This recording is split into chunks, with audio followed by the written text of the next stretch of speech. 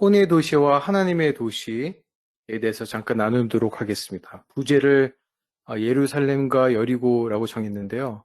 왜 예루살렘과 여리고인지는 좀 이따 알게 될 것입니다. 우리가 좀 전에도 그 예수님의 보혈을 그 각지체로 덮는 기도에서 내 영에 임한 예수님의 보혈의 능력, 내 혼에 임한 예수님의 보혈의 능력, 내 혼에 예루살렘에 임한 예수님의 보혈의 능력이라고 했는데, 뭐 여기 계신 분들은 대부분 아시겠지만 왜 우리를 혼이라고 하고 또 하나님의 도시라고 하는지 오늘 간단히 살펴보도록 하겠습니다.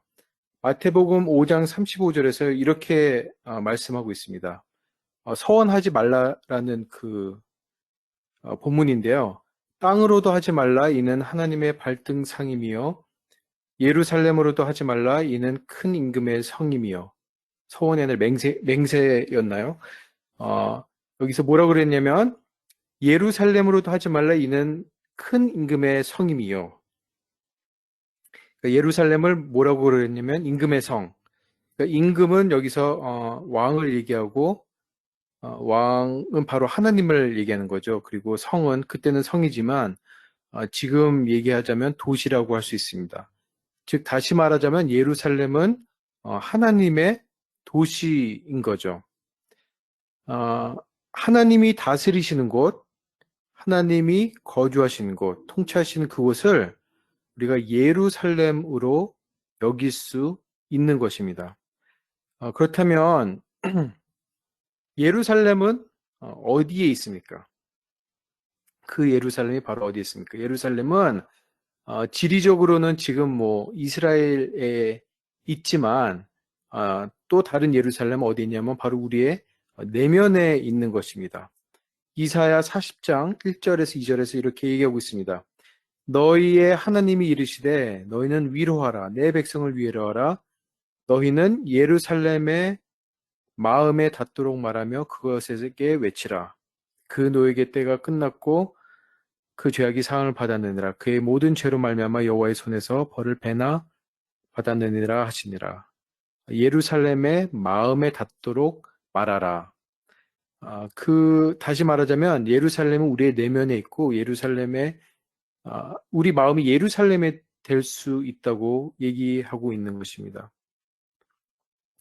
그래서 예루살렘은 두 가지 면이 있는데요. 하나는 그림에 보시는 것처럼 역사적이고 지리적인 도시. 가보신 분들 있겠죠. 여기 가보신 분들은 굉장히 은혜를 많이 받고 오는데 아무튼 이 역사적인 성경의 배경이 되는 그 도시고 지금은 중동에 있는 그리고 이스라엘에 있는 바로 그 수도이기도 하지만 또 다른 의미는 바로 영적인 도시인 것입니다. 우리의 내면의 영적인 도시가 바로 예루살렘인 것입니다. 초대 교부들은 우리의 혼을 도시, 시티 아니면 성이라고 볼 수 있다고 얘기했습니다. 그래서 예루살렘이 굉장히 중요한 것이고 우리가 기도할 때도 예루살렘이 임한 보혈의 능력, 그래서 바로 우리의 혼에 대해서 얘기하는 것이고 또 이 성경에서 예루살렘이 주는 의미는 바로 우리가 그것을 우리의 혼으로 대입해서 해석을 해도 또 그런 영적인 의미로 해석을 해도 무관하다. 그리고 그렇게 해석하는 것이 오히려 더 그 영적인 의미로 받아들일 수 있다라고 보고 있는 것입니다.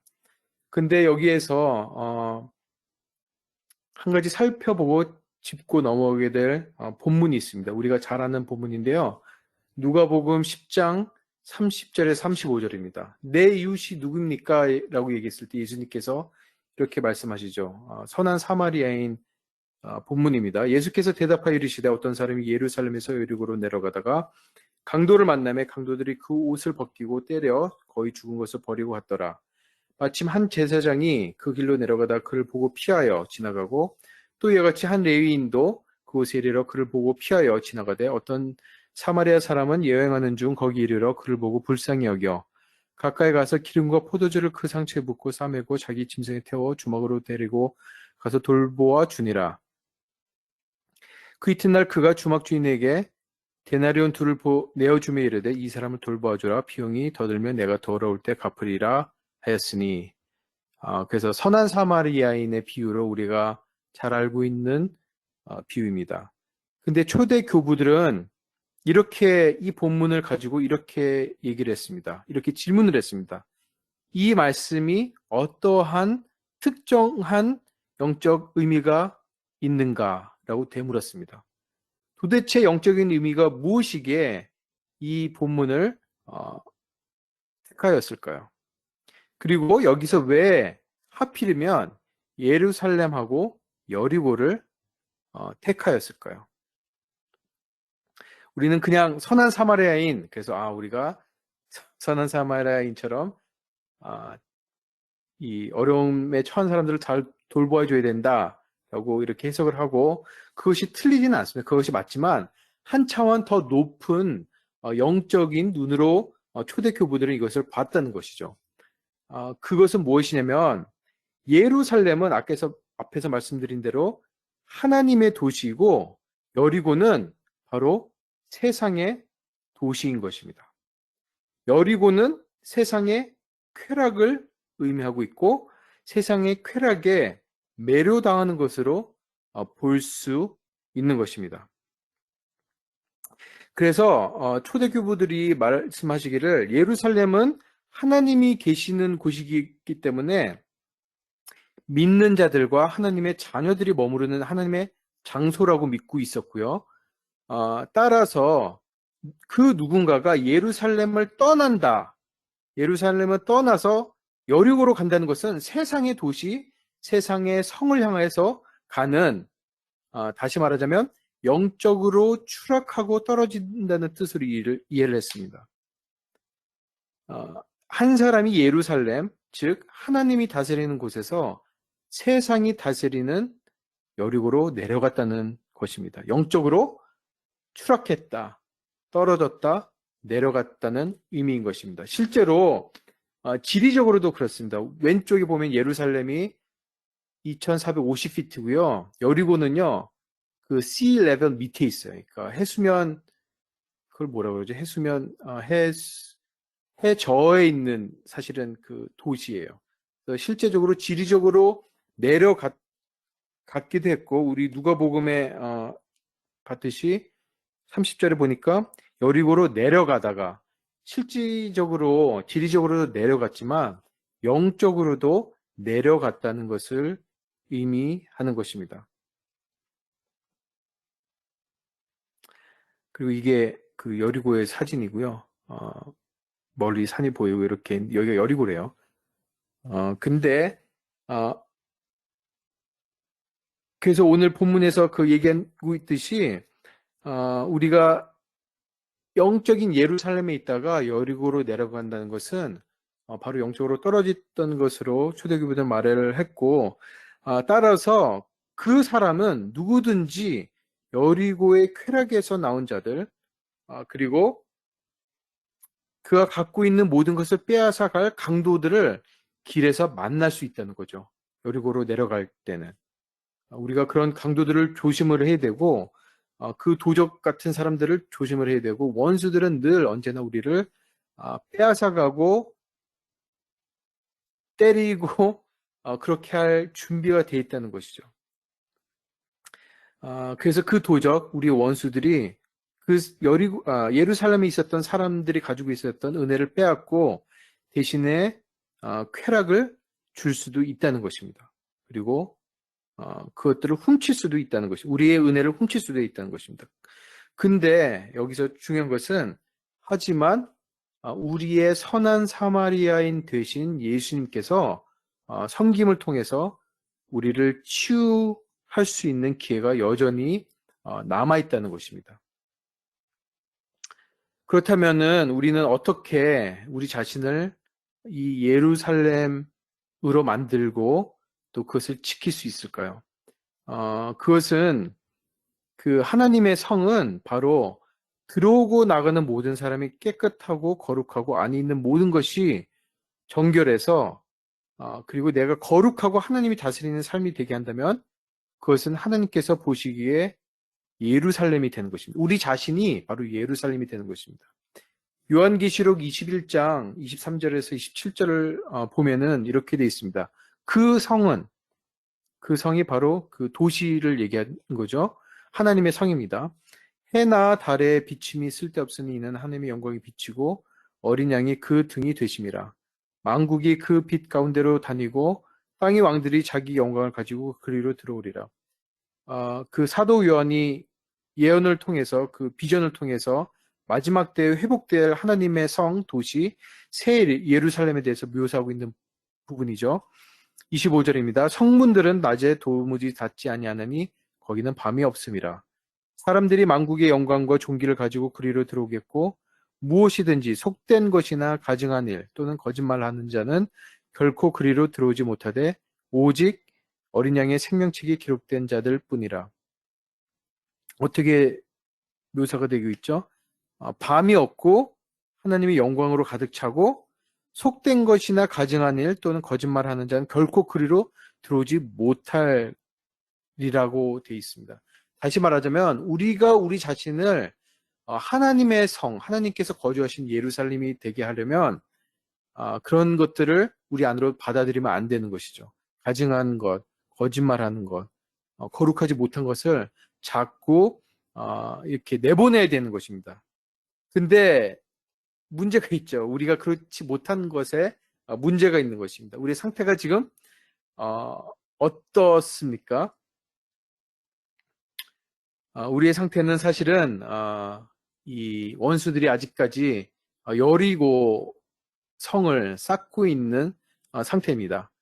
이 책에서 이렇게 많이 봤던 그림이죠. 내 안에 예수님께서 계시지만, 내 마음 가운데 계시지만 이 주변은 성벽이 쌓여 있는 것이죠. 그래서 그리스도의 그 활동이 제한이 되어 있는 것이죠. 그리고 내 주에는 여리고 성벽으로 둘러져 있는 것입니다. 그리고 몸의 각 지체마다 그 여리고로 이렇게 둘러져 있는 것입니다. 여리고 성벽처럼 둘러져 있는 것입니다. 그래서 우리가 온전히 머리도 그렇고 뭐 어깨, 팔, 다리, 배 뭐 이런 부분들이 온전히 다 그런 풀어짐이 있지 않고 오히려 여리고로 이렇게 성벽으로 이렇게 막혀 있다는 것이죠. 근데 하나님의 계획은 무엇이냐면 그 영 안에 있는 묶여져 있는 제한된 예수 그리스도가 밖으로 나와서 그의 전체 온 혼을 덮고 그로 말미암아서 그 한 혼이 완전히 한 사람이 완전히 예루살렘이 되는 것이 바로 하나님의 계획입니다. 그래서 그 성벽이 여리고 성벽과 같이 장벽이 있지만 성령님께서 우리를 도와주시고 성령님께서 오셔서 우리 가운데 장벽이 무너지는 것을 도와주실 수 있도록 우리가 기도하는 것입니다. 여기서 한 가지 중요한 원리가 있는데요. 바로 이 여리고성을 여호수아가 무너뜨렸다는 것입니다. 여호수아하고 예수님하고 이름도 사실은 똑같아요. 그 히브리 말로 예슈아가 여호수아인데 그 여호수아가 그 하나님의 명령에 따라서 율법궤를 메고 온 백성이 7바퀴를 돌았을 때 그 여리고성이 무너졌잖아요. 그리고 나서 온 이스라엘 백성이 들어가서 그 안에 있는 것을 다 이렇게 무너뜨립니다. 그리고 다 제거해 버리는 거죠. 그 일들이 어떨 때 일어나냐면 바로 우리가 이 보혈을 선포할 때 12가지 보혈 기도를 선포할 때 어떤 일이 일어나면 이 벽이 허물어지는 성벽이 허물어지는 일들이 일어나고 숨어있던 벽 뒤에 숨어있던 원수들이 무너지게 되는 것이고요. 우리가 각 지체를 덮는 기도를 예언할 때 그 성령님께서 들어가셔서 여호수아처럼 그것들을 장벽이 무너지는 것은 그 무너지는 역할을 하게 되는 것입니다. 그래서 우리가 이 보혈 기도를 할 때 자꾸 선포하시고 우리 각 지체에다가 예언하실 때 그리고 그렇게 기도하실 때 우리 안에 있는 여리고가 허물어질 줄을 믿습니다. 성령님께서는 우리의 내적인 여리고를 소유하기를 원하십니다. 그래서 그 안에 그리스도가 다스리심을 완전히 확고히 세우기를 원하시죠. 그리고 그 여리고 도성이 완전한 예루살렘이 되기를 원하십니다. 그렇게 되면 우리의 모든 것이 달라질 것입니다. 우리의 생각이 그리스도의 생각이 되고 우리의 몸이 모든 지체에 그리스도의 지체가 되게 될 것입니다. 그것이 우리 모두를 향한 저의 기도 제목이고 우리의 바람입니다. 그래서